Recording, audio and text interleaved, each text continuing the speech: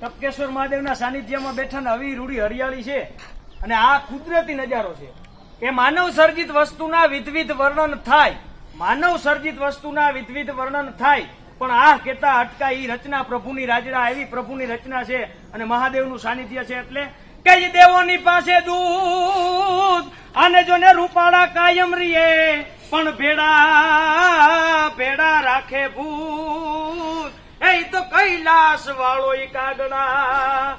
પણ દેવોની આગળ દૂત રૂપાળા કાયમ રીએ, પણ ભેડા રાખે ભૂત, એ તો કૈલાસ વાળો કાગડા. એવું ટપકેશ્વર મહાદેવનું મંદિર અને રચનાના તારોલિયા જે અહીંયા આવ્યા છે એટલે કહેવાનું મન થાય. અને વરસાદી વાતાવરણ છે એટલે કે સાહેબો રે ગોવાળિયો રે મારો સાહેબો રે ગોવાળિયો, હું ગોવાલણ ગીરની રે મારા નામ રાધાની ઓળલી.